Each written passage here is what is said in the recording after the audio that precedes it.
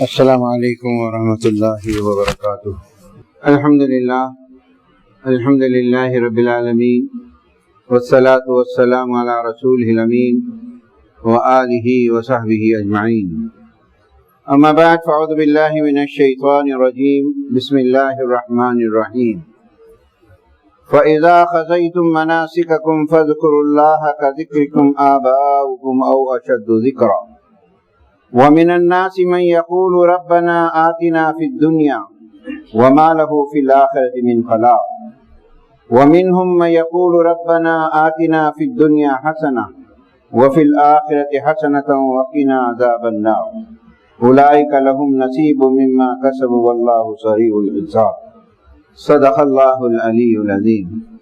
برادران اسلام، محترم بزرگ و دوستو، اللہ تبارک و تعالیٰ کا احسان عظیم ہے کہ اللہ تعالیٰ نے ہمیں جو ہے اپنی زندگی میں مقدس ایام جو سے قرب حاصل کرنے کا موقع عنایت فرمایا۔ درود و سلام ہو نبی کریم صلی اللہ علیہ وسلم پر، آپ کے ذریعے سے ہمیں دنیا اور آخرت کی کامیابی کی رہنمائی کی ہے۔ میں نے ابھی آپ کے سامنے سورۃ البقرہ کی 3 آیتیں 200، 201، 202، ان آیتوں میں حج کے تعلق سے بات آئی ہے۔ الحمدللہ سے ہمیں دنیا کے کونے کونے سے لوگ جو ہے اللہ تعالیٰ کی عبادت کے لیے، حج کے لیے پہنچ رہے ہیں۔ آج سے ارکان بھی شروع ہوئے ہیں۔ اللہ تعالیٰ سے ہم سب کی دعا ہے کہ اللہ تعالیٰ تمام حاجیوں کو جو ہے صحت کے ساتھ رکھے، امن کے ساتھ رکھے، اور ان کے پورے ارکان کو خشوع و خضوع سے ادا کرنے کی توفیق نصیب فرمائے۔ حضرات، آج کے جمعہ میں بہت سارے عنوانات ہیں، ہر عنوان کے تعلق سے تھوڑی باتیں آپ کی طرف اشارہ کروں گا۔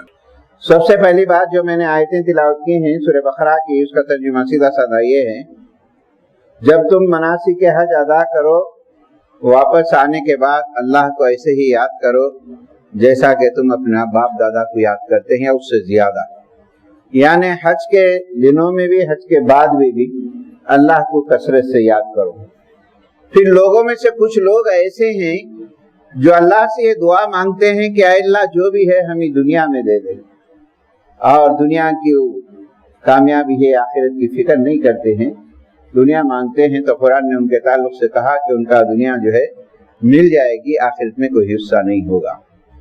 جو لوگ یہ دعا کرتے ہیں ربنا آتنا فی الدنیا حسنہ، اے اللہ ہمیں دنیا میں بھی اچھا رکھ، آخرت میں بھی اچھا رکھ، اور دوزخ کے آگ سے بچا لے، ان کی کوشش، ان کی صحیح کے حساب سے انہیں بدلہ دیا جائے گا۔ اس میں حسنہ کا لفظ استعمال ہوا ہے بڑے وسیع معنوں میں، کہ ایسی دعا مانگتے ہیں کہ ہماری زندگی بڑی خوشگوار ہو، ہماری کمائیوں میں برکت ہو، ہمیں نیک اولاد بھی ہو، ہمارے گھروں کا سکون بھی ہو، ہم صحت کے ساتھ بھی رہیں۔ یہ تمام چیزیں اس لفظ کے اندر کور ہو جاتی ہیں، اور یہ دعا مانگتے ہیں اور آخرت کے لیے مانگتے ہیں، ان کو دنیا کا وہ حصہ دیا جائے گا جو انہوں مانگتے ہیں۔ تو دنیا ہمارے لیے کامیاب ہے بشرطے کہ اللہ کے منشے کے مطابق گزارے، نجات کا ذریعہ۔ اب ان تمام آیتوں میں جو ہے سب سے زیادہ چیز جو ہے حج کے تعلق سے بہت ساری آیتیں بہت جگہوں پہ آئی ہیں۔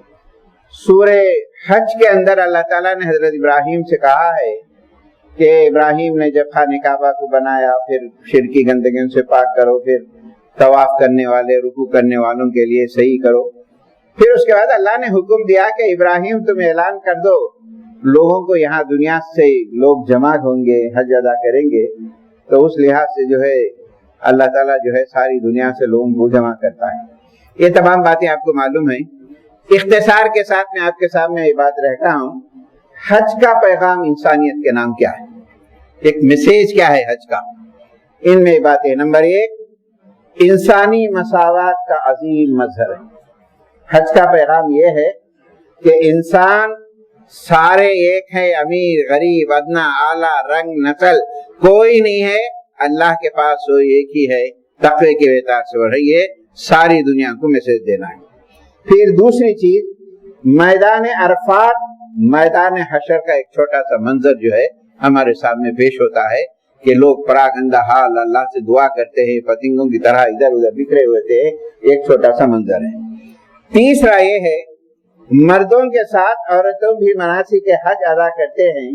یہ دنیا کو اسلام میں پیغام دیتا ہے، دیکھو عورتوں کا مقام اسلام نے کتنا اونچا اور بلند رکھا ہے اور ان کا مرتبہ کیا ہے، یہ ایک پیغام ہے۔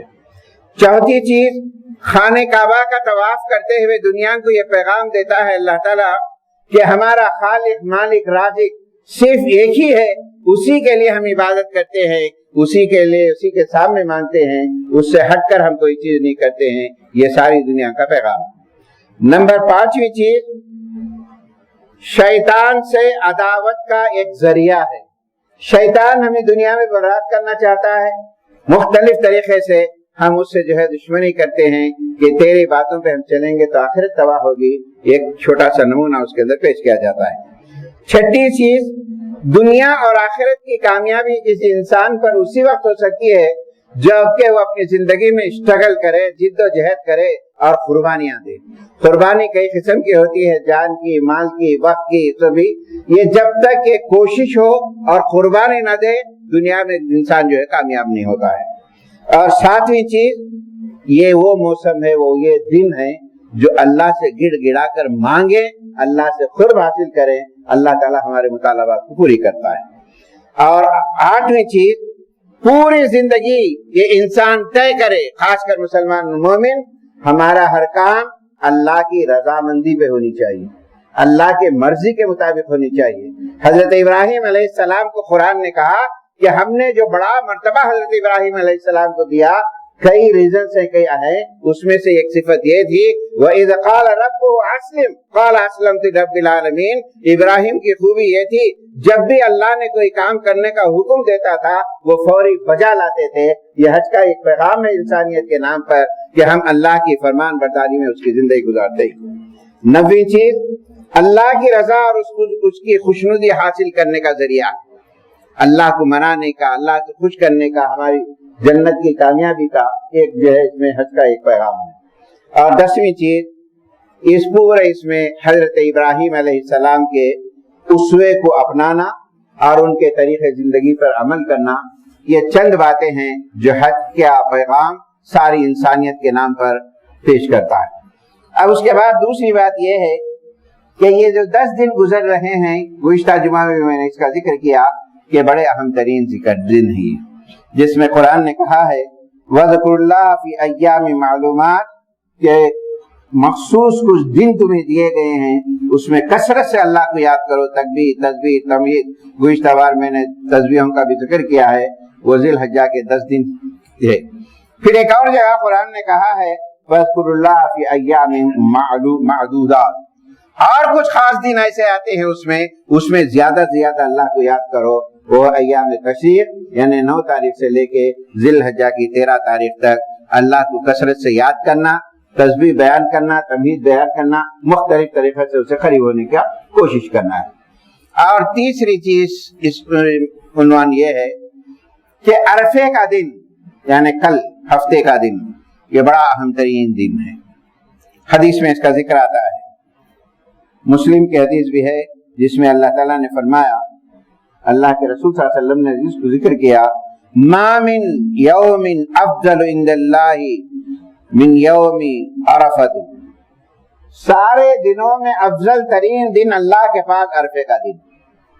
ينزل اللہ تبارک و تعالی الی سماء الدنیا، اللہ تعالیٰ یہ دنیاوی آسمان پر تشریف لاتے ہیں اور اہل زمین پر جو عرفات کے اندر جو ہے ان پہ جو ہے ان کے منظر، ان کی خوبی، کہاں کہاں سے لوگ جو ہے پراگندہ حال بکھرے ہوئے اللہ کو یاد کرتے ہیں۔ آسمان والوں پہ اللہ تعالیٰ فخر کرتا ہے کہ دیکھو میرے دور دراز بندے کہاں سے آئے ہیں، اور فخر کرتا ہے اور ان کے سارے گناہوں کو معاف کر دیتا ہے۔ پھر اس کے بعد جو ہے نبی کریم صلی اللہ علیہ وسلم نے عرفے کے دن جو ہے روزہ رکھنے کے لیے بھی حکم دیا ہے۔ عرفہ کل، یعنی حج کا جو دن ہوتا ہے اس کا دن عرفہ ہے۔ عرفے کے تعلق سے آتا ہے یکفر السنۃ الماضیہ والباقیہ، عرفے کے دن روزہ رکھنا اللہ تعالیٰ تمہارے پچھلے دن جتنے گزرے ہیں ان تمام گناہوں کو معاف کر دیتا ہے اور آنے والے دنوں میں ہدایت پر قائم رکھتا ہے۔ تو لہذا دوسری یہ اہم ترین بات یہ ہے کہ عرفے کے دن جو ہے روزہ رکھیں، اللہ سے جو ہے قرب حاصل کریں، اور ہمارے جو بھائی حج کو گئے ہیں ان کی بھی ایک یاد ہے کہ جو ہے ان کے لیے بھی دعا کریں کہ وہ ان کے مناسب جو ہے پورے ہوں۔ پھر اس کے بعد تیسرا عنوان ہے آج کا قربانی ہے۔ قربانی کا نام ہے ایثار، قربانی کا نام ہے دوسروں کو ترجیح دینا، قربانی کا نام ہے خود تکلیف اٹھا کر کسی کو راحت پہنچانا، قربانی کا نام ہے اللہ کا تقرب حاصل کرنا۔ قربانی یہ نہیں ہے کہ جانور کی قربانی ہو جا رہی ہے، یہ نہیں ہے، قربانی بڑے وسیع معنی میں استعمال ہوا ہے، اور یہ جانور کی قربانی نہیں ہے، ایک الگ ہے مسئلہ، لیکن ایثار، تقوی۔ قرآن میں ایک جگہ پر کہا کہ سورہ حج میں لَن يَنَالَ اللَّهُ لُحُومُهَا وَلَا دِمَاؤُهَا وَلَٰكِن يَنَالُهُ التَّقْوَىٰ مِنكُمْ، اللہ تعالیٰ یہ خون، یہ گوشت اس کو نہیں دیکھتا ہے، بلکہ تمہارے دلوں میں اللہ کا ڈر اور خوف اور آخرت کی تیاری کتنی ہے یہ دیکھنا چاہتا ہے۔ تو یہ ہے قربانی۔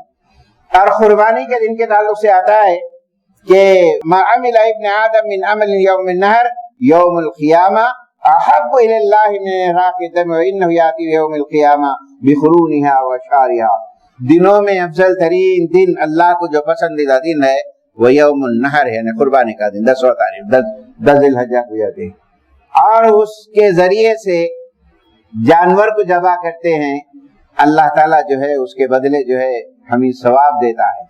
ایک حدیث میں آتا ہے کہ جانور کی قربانی جب کرتے ہیں اس کا خون زمین پہ گرنے نہیں پاتا، اللہ تعالیٰ تمہارے سارے گناہوں کو معاف کر دیتا ہے۔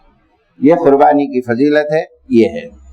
ابن ماجہ کی ایک حدیث ہے، زید ابن ارقم رضی اللہ تعالیٰ روایت کرتے ہیں کہ صحابہ نے نبی کریم صلی اللہ علیہ وسلم سے پوچھا ما ہی الاضاحی یا رسول اللہ، اے اللہ کے رسول یہ قربانی کا کیا پرپز ہے، کیا مقصد ہے، ہمارے لیے اس میں کیا ہے؟ نبی کریم صلی اللہ علیہ وسلم نے فرمایا سنت ابیکم ابراہیم علیہ السلام، تمہارے باپ دادا کی سنت ہے۔ پھر صحابہ نے پوچھا ما ہی یا رسول اللہ، ہمارے کو اس سے کیا فائدہ ہے؟ نبی کریم صلی اللہ علیہ وسلم نے فرمایا جس جانور کو تم ذبح کرتے ہو اس کے بال کے بدلے تمہاری نیکیوں میں اضافہ ہوتا ہے۔ تو یہ قربانی کے تعلق سے ہے۔ قربانی کا مقصد کیا ہے، پرپس کیا ہے؟ نمبر 1 سنت ابراہیم کو زندہ رکھنا۔ جب حضرت اسماعیل علیہ السلام کو جب ذبح کیا، سورہ صافات پڑھیے، 2 رکوع کنٹینیو ذکر آیا ہے، جب حضرت اسماعیل علیہ السلام کو ذبح کی پوری تاریخ ہے، وہ جو ہے جا کے چھوڑے، پھر اس کے بعد چلنے پھرنے قابل ہوئے، پھر اللہ نے حکم دیا ابراہیم علیہ السلام کو جا کے ذبح کرو، جب ذبح کرنے کے لیے تیار ہوئے، یہ ایسا امتحان تھا، قرآن خود کہتا ہے ان ھذا لبلاء مبین، یہ بہت بڑا امتحان تھا ابراہیم کے لیے اپنے اولاد کو قربانی کرنے کے لیے، لیکن ابراہیم نے اس کو بھی تیار ہوا۔ جب وہ ذبح کرنے لگے اللہ تعالیٰ اتنا بڑا پسند کیا، وَتَرَكْنَا فِي الْآخِرِينَ، اے ابراہیم تمہارے عمل کو ہم قیامت تک زندہ رہیں گے، سلام علی ابراہیم، اللہ تعالیٰ ابراہیم علیہ السلام پہ سلامتی بھیجتا ہے۔ تو یہ قربانی کا پرپس حضرت ابراہیم علیہ السلام کی سنت کو قیامت تک اللہ تعالیٰ زندہ رکھنا ایک ہے۔ نمبر 2 اس قربانی کے ذریعے سے اللہ کا قرب حاصل کرنا، تقرب حاصل کرنا۔ نمبر 3 خدا کی نعمتوں کا اظہار کرنا، اے اللہ تیرا شکر ہے ہمیں اولاد بھی دیا، تیرا شکر ہے اللہ نے ہمیں اس قابل بنایا، یہ نعمتوں کا اظہار ہے کہ ہمیں تو اس قابل بنایا ہے، تیرے راستے میں ہم چادرہ سی قربانی دے سکتے ہیں، نعمتوں کا اظہار ہے۔ نمبر 4 اس کے ذریعے سے رشتے ناتوں کے تعلقات کو بحال رکھنا بھی ایک مقصد ہے۔ اس کے ذریعے سے تحفے دیتے ہیں، رشتہ داروں کو تعلقات پیدا کرنا، ان سے محبتیں پیدا کرنا، کیونکہ خاندانی نظام جس میں نکاح میں پڑھی جاتی ہے آیت کہ خاندانی نظام کو قائم رکھو، اس کی نگرانی میں خود کر رہا ہوں اور اللہ تعالیٰ خود اس کو حساب دینا ہے۔ تو قربانی کا جو مقصد یہ بھی ہے کہ رشتہ داروں کو جو ہے تعلقات کو قائم کرنا ہے۔ پھر اس کے بعد 5ویں چیز غریبوں کا خیال کرنا۔ بہت سارے ایسے لوگ ہوتے ہیں جن کو جو ہے اچھا گوشت کھانا نصیب نہیں ہوتا، غربت کی سطح پہ رہتے ہیں، ہماری خوشی میں وہ بھی ہمارے برابر خوشی کا اظہار کرتے ہوئے جو ہے نا کامیابی سے جو ہے نا ہن کی نہ کرے، ان کا خیال رکھیں۔ اللہ کے رسول صلی اللہ علیہ وسلم نے ایک حدیث فرمایا، بار بار آپ سنتے ہیں، یہ 3 چیزوں پہ عمل کرو بڑا فائدہ ہے۔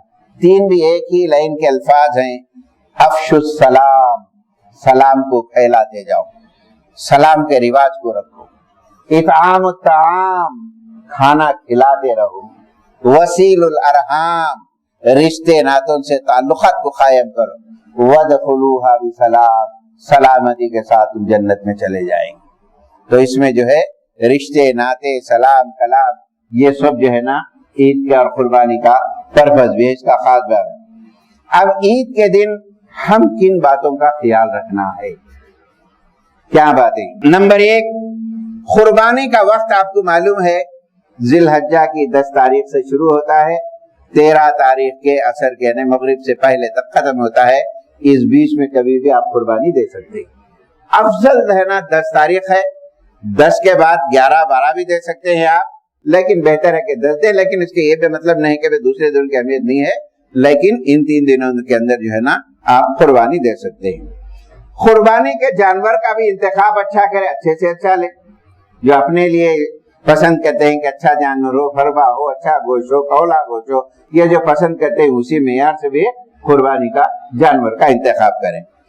اور پھر قربانی ہر سال واجب ہے، گئے سال میں دے دیا ہوں، اس سال کیا دینا ضروری نہیں ہے، ہر سال ہر ایک پہ جو صاحب انتخاب ہے قربانی واجب ہے۔ چوتھی چیز، قربانی کا کوئی بدل نہیں ہے، یہ بات یاد رکھیں بھائی، اتنے جانور ہم دے رہے ہیں، اس کا پیسہ بچا کے کسی یتیم خانے کو دیں گے، کچھ اسلامی ایکٹیویٹیز کو دیں گے، یا کسی رفاع عامہ کو دیں گے، وہ زیادہ فائدہ ہوگا، یہ نہیں ہے۔ یہ قربانی الگ ہے، وہ الگ ہے، اس کا کوئی بدل نہیں ہے۔ جیسا کہ میں آپ نے ذکر کیا، یہ قیامت تک کی سنت ابراہیم کو زندہ کرنا ہے، قربانی کا کوئی بدل نہیں ہے، قربانی دینا پڑتا ہے۔ پھر اس کے بعد جو ہے قربانی کی دعا کے تعلق سے پریشان نہیں، کوئی سمپل بات ہے، بسم اللہ اللہ اکبر، اے اللہ اس قربانی کو میرے طرف سے قبول فرما لے، جیسا کہ ابراہیم اور نبی کریم صلی اللہ علیہ وسلم کی قربانی کو تو نے قبول کیا۔ سمپل دعا ہے، کوئی بڑا مسئلہ نہیں، اس کو سیدھے سادے طریقے سے اللہ اس قربانی کو قبول فرما، میرے طرف سے یا کسی کے طرف سے دیتے ان کا نام لے، حضرت ابراہیم اور نبی کریم صلی اللہ علیہ وسلم کو جیسا قبول کیا اس کو قبول فرمائے۔ چھٹی چیز، قربانی کے گوشت کی تقسیم بھی صحیح ہونی چاہیے، غربا کا بھی حصہ ہو، اپنے لیے بھی رکھے، رشتہ داروں کے لیے لکھے، اور زیادہ سے زیادہ غریبوں کو بانٹیں، رشتہ داروں کو بانٹیں، اس کو جو ہے صحیح طریقے سے استعمال بھی کرنا چاہیے۔ 7ویں چیز، بڑی اہم چیز یہ ہے، دوسروں کے جذبات کا احترام کریں۔ ہم جس ملک میں رہتے ہیں، جس محلے میں رہتے ہیں، جس کلچر میں رہتے ہیں، دوسری قوم کے لوگ بھی رہتے ہیں، ہندو احباب بھی رہتے ہیں، وہ بھی ہمارے بھائی ہیں، ان کے جذبات کا پورا اہتمام کرنا، ان کی عزت کرنا، یہ بھی فریضہ اسلام میں ہے، ہماری وجہ سے ان کو تکلیف نہ ہو۔ اگر فرض کریں ایک فلیٹ پہ ہندو بھی ہے، مسلم بھی ہے، کچھ ہندوؤں کے اعتراض ہوتا ہے، بہتر ہے کہ کسی اور جگہ دے تاکہ ان کو تکلیف نہ ہو۔ کسی کو تکلیف دینے سے بچنا یہ بھی بڑا ثواب ہے، خاص کر ان حالات میں دوسروں کے جذبات کا احترام کرنا، یہ اسلام کا شعار ہے، جس کو ہم ایک نمونے کے طور پر پیش کریں۔ 8ویں چیز، بار بار ہم سنتے ہیں، بار بار کہتے ہیں، الطہور شطر الایمان، ایمان کا آدھا حصہ پاکی پر ہے۔ حدیث میں آتا ہے، نبی کریم صلی اللہ علیہ وسلم نے فرمایا، طہروا فإن الاسلام طہور، پاک صاف رہو، اسلام ایک پاکیزہ مذہب ہے، اللہ تعالیٰ پاک صاف رہنے والوں کو پسند کرتا ہے۔ تو میرے دوستو، موسم الگ ہے، بارش کے دن ہے، اس جانوروں کی قربانی میں کچھ گندگیاں ہوتی ہیں، لیکن صفائی کا اہتمام کریں۔ صفائی اگر نہیں کر رہے ہیں، میرے گھر کے سامنے سے کچرا پار ہو گیا تو بس دوسرے کے سامنے کچھ بھی ہو، یہ نہیں ہونی چاہیے میرے دوست۔ صفائی کا اہتمام کریں، اور صفائی اب جو دن آ رہے ہیں بارش وغیرہ کی وجہ سے، چھوٹے چھوٹے بچے میرے بھی ہیں، آپ کے بھی ہر گھر میں ہیں، بیماریوں کے پھیلنے کے چانسز زیادہ ہوتے ہیں۔ ایسا کوئی حرکت ہمیں نہیں ہونی چاہیے کہ بیماریاں پھیلے، دوسروں کو تکلیف ہو، بخار آ جائے۔ اس کا اہتمام ہم کریں، دوسروں کو موقع نہ دیں، اس کا پورا خیال کریں میرے دوستوں۔ نہیں تو بیماریاں پھیلیں گی, بہت سی چیزیں ہوں گی, ہم بدنام بھی ہوں گے. ہم یہ عید کرتے ہیں ضرور ہے, لیکن اس کا یہ مطلب بھی نہیں ہے ہم غلاظت کریں, دوسروں کو تکلیف دے, بیماری مبتلا کریں. اس کا خاص خیال رکھے ان آنے والے دنوں کے اندر. پھر آخری چیز امن قائم رکھے, اور جدت پسندی, غصہ, یہ تمام چیزیں کسی چیز میں ہو سکتا ہے کوئی رکاوٹ بنے, اس میں صبر سے کام لے. ہر حال میں, محلوں میں ہو, ملک میں ہو, کہیں بھی ہو, امن کی فضا قائم رکھنا یہ ہمارا فریضہ ہے, اللہ تعالیٰ کا حکم ہے, اس قانون ہے. اس کو کسی طریقے سے جو ہے امن کی فضا کو مقدر نہ کریں. یہ چند باتیں ہیں مختلف عنوان کے تحت آپ کے سامنے ذکر کیا ہوں. میں اللہ تعالیٰ سے دعا کرتا ہوں اللہ تعالیٰ ہم تمام کو یہ آنے والے دنوں میں ہم جو بھی کام کرتے ہیں اللہ قبول فرمائے, اور تمام حاجیوں کو اللہ تعالیٰ حج ادا کرنے کی توفیق نصیب فرمائے, ان کے حج مبرور فرمائے, صحت کے ساتھ, امن کے ساتھ واپس اللہ تعالیٰ ان کو لے کر آئے. اسی طریقے سے ایک اعلان یہ ہے کہ ہمارے مسلی کے ایک بھائی محمد رفیق صاحب ہے, ان کا انتقال ہو گیا ہے. اللہ تعالیٰ سے دعا ہے اللہ تعالیٰ ان کی مغفرت فرمائے, اور ان کے متعلقین کو اللہ تعالیٰ صبر جلیل بتائیں. اور ایک اعلان یہ ہے, اس مسجد میں عید کی نماز ٹھیک 9 بجے ہوگی, خواتین کے لیے بھی الگ انتظام ہے.